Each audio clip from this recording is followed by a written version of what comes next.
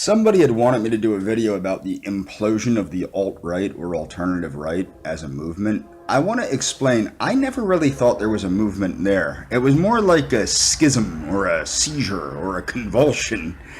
And what do I mean by this?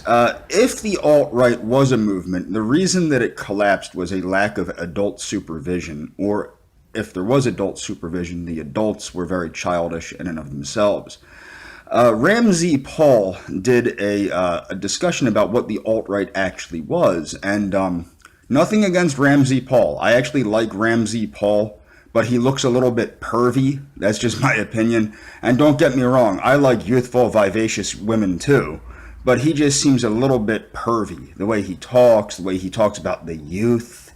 He likes the youthfulness, and he seemed to have like some kind of bro crush on Richard Spencer. And Richard Spencer is not a good dude. Richard Spencer is quite a brutish person. Then there's this guy Heimbach that was of the Traditionalist Workers' Party or whatever. Now it turned out he had been accused of beating his wife. These are all younger people, okay? Then when you start going to social media, what was the alt-right? The alt-right was basically a bunch of internet geeks, people that basically lived on the internet, working day and night, memeing their brains out to get Donald Trump elected. Okay, now what's wrong with that? These people from the beginning had an unrealistic concept of Donald Trump. They saw Donald Trump as sort of a rebirth of Adolf Hitler or something like this. Donald Trump is certainly not a rebirth of Adolf Hitler. He's not anti-Semitic. He's not racist. He has a long history of pro-black and pro-Zionist views. I believe he's known to have donated to the Samuel Wiesenthal Society and probably the SPLC and other anti-racist groups. So Donald Trump is not a friend of white people or a friend of National Socialist causes or things of this nature, especially not in the United States. So what I'm saying is this. The people that were involved in the alt-right were confused from the beginning. When I saw the people, these kids, working very hard to get Donald Trump elected, it seemed as though they had genuine interest in third positionism. Okay, like fascism, National Socialism, things of this nature. They did not, for the most part. Most of these kids are basically fiscally conservative-ish, anti-poor person bigots. They're more classist than anything else, but they do have a healthy mix of racism. As I said, what actually drew me back into third positionism was that I had was these kids, okay?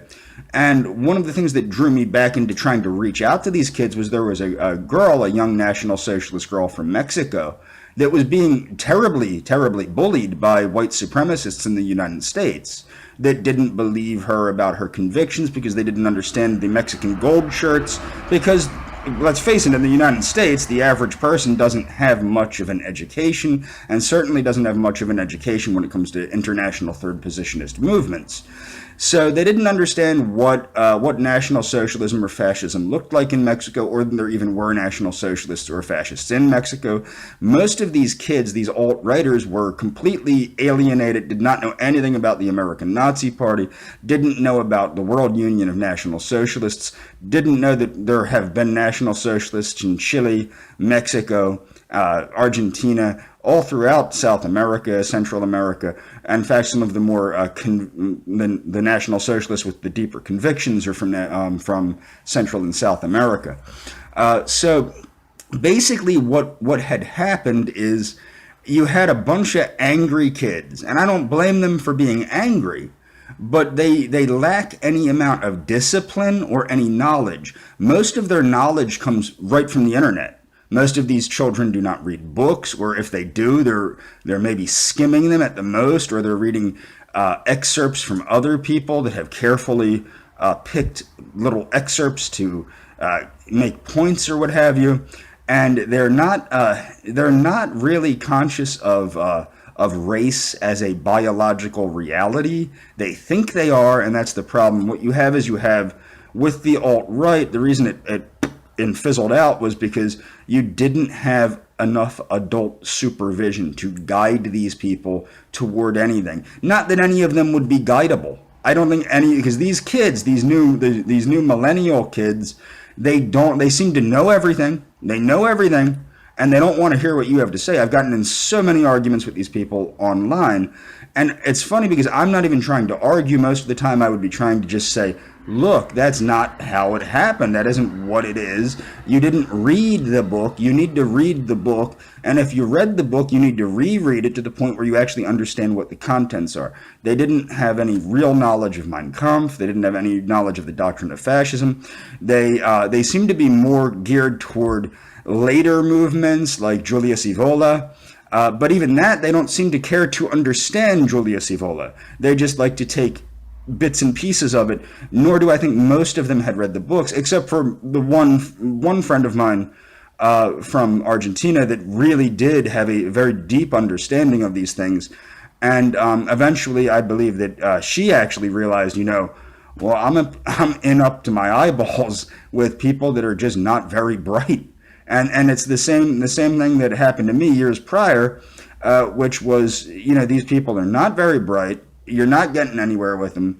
And when I saw the youth, I thought that was like more of a revival. These kids seemed interested, but really they were just really angry, and they did not have any direction. They didn't see a need to do anything but basically shake things up with memes and be very aggressive.